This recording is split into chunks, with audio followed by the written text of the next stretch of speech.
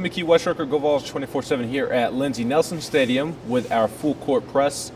Tennessee earlier today beats Texas A&M 77-69 in a top 10 matchup in College Station. We had baseball right after that as well. Baseball just wrapped up, so we're trying to cover both as best we can and as quickly as we can here on a busy Saturday afternoon. But for the Vols in College Station, just a massive, gritty win.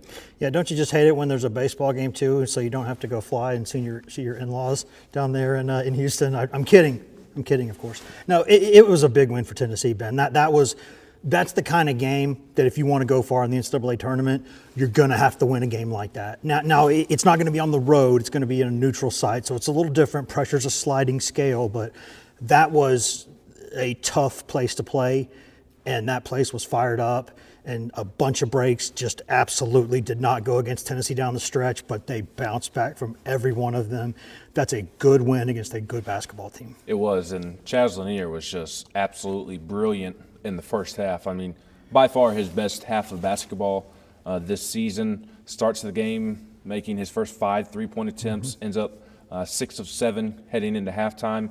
I thought the most impressive play was his dunk because of how aggressive he was, and it seemed like, I mean, Tennessee basketball did not play well to start the game today. I thought Chaz was the only one playing well at the start of the game, and I felt like the team eventually really fed off of his energy, especially when he had that thunderous slam to emphatically point out how impressive it was. But Chaz was, I mean, he was brilliant, and then started off a little slow in the second half, but eventually got going and made a couple of big shots down the stretch as well. Yeah, you know what's funny is we've gotten used to Tennessee A&M games being a certain kind of game because they almost always seem to be a rock fight.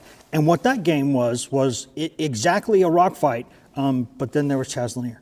And that's what prevented the game from being maybe a gross kind of 5-8 point loss and just kind of a nip and tuck, low scoring game like it always is with these two great defenses and great defensive coaching staffs and great athletes.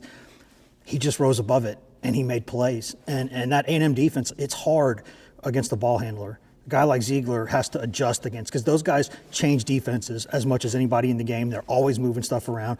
It can be tough. So how do you beat that sometimes? Get it to your best guy, get it to your best scorer, and say, just shoot the dang thing. And he did, and he was fantastic. And for most of the afternoon, Zakai was not playing his best basketball. It was a struggle for him, more so with the shot than anything else.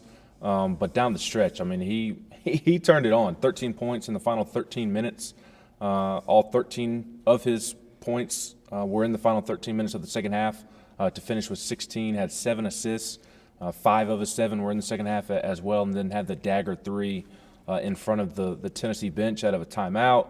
He blocked Wade Taylor on a 3. I mean, Zakai just coming up big when it matters most, as he typically does. And just, I don't feel like it's being talked about enough, but further cementing his case to be an All-American. Yeah, I mean, I think you saw this against Vanderbilt too, right? Or I think it was Vandy, not Mizzou, where he scored all of his 20-plus points in the second half. He's kind of turning into to dust off your Yankees here, like a Mo Rivera. He's the closer now. He steps in there no matter what's going on. He goes in there at the end and he does it. And I've said it before, I love it when he's taking the big shot late, because there is not a more confident guy out there, and confidence is what makes shots in those situations. And I'll tell you also, I mean, Zeigler was fantastic down the stretch. I think he is an All-American. We'll see if they reward him as one or not. But, you know, Jordan Gainey was really big down the stretch too, because I think he was like 1 of 6 or something at some point, and then he hit some big threes and a couple big drives to the rim too. And he was playing point guard late in the first half when Zeigler was out for about 5 minutes with foul trouble, and kept the thing afloat, kept them in front. So I thought all of those senior guards were very good. Meshack too. Meshack was having a nightmare game in some ways, and then made a couple of big plays in the second half. And you know, Meshack's just that guy that when you question sometimes, like, what's happening? Oh, and then he's my Meshack again. So it worked out. Tough win. Those senior guards are some tough dudes, man. Yeah, he had a couple of nice tip-ins that Rick Barnes said that might have been the difference in the game. Jamai's tip-ins. Because the big guys were hurt. Both big guys for Tennessee are playing hurt right now. So yep, they're banged up, and Tennessee A&M was doing what it does and pushing around Tennessee in the paint. But Tennessee was able to overcome and win in different ways. Jordan Gainey was 2 of 8 before he hit those couple of threes late. And that was off of Zakai Zeigler. I mean, it wasn't just the points, and I guess it applies to the assists as well, but he was doing a great job of breaking down the A&M defense and allowing others to knock down shots that were the difference in the game. And just a really massive win to bring it back to what we talked about from the jump in terms of applying it to the NCAA tournament.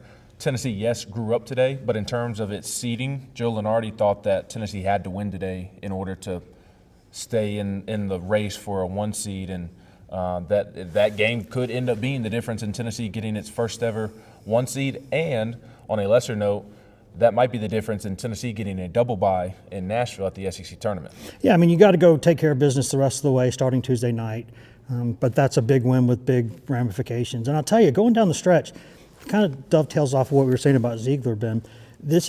We've seen this now with the way that once he sees what the opponent is doing and once he gets a feel for things, it's kind of like you better have another move, because if you just put him in check and think that they're done, that's not it. Like, he's going to come back and checkmate you. He's going to see what you're doing, and he's going to make an adjustment to it. And then Tennessee does what it does defensively down the stretch. Big plays. This team has the ability to go be a 1 seed. If it can take care of business the rest of the way, beat Bama at home, win that game, Tuesday night in Baton Rouge, don't lose that one, because then that's a bad loss. They haven't had any really bad losses, other than Florida, which was a really good team that they went back. It wasn't a bad loss, the score. And then The scoreboard was bad. And then they lose by 30, but they go beat that team by 20. So that looks Short-handed. That's about the same for both teams Without there. Zeigler. Yeah, that's about the same for both teams there. So when you cancel all that out, so I think this team, it's not, people haven't like really rallied around this team yet, and we'll see. But this team has the ability to go do something in March and become a special Tennessee basketball team. That ability's been there all year. It's just going to come down to, will it make those plays in the big moments? Because if it does, the narrative can change like that. It can, and if you have not rallied around this team at this point, if you're still not after today, then I've got nothing for you. I've got nothing for you. A lot of coverage up at GoVols 24/7. Again, basketball, baseball, busy day of Tennessee athletics. We're getting it all up on the site at GoVols 24/7 as quickly as possible. He's Wes Rucker. I'm Ben McKee.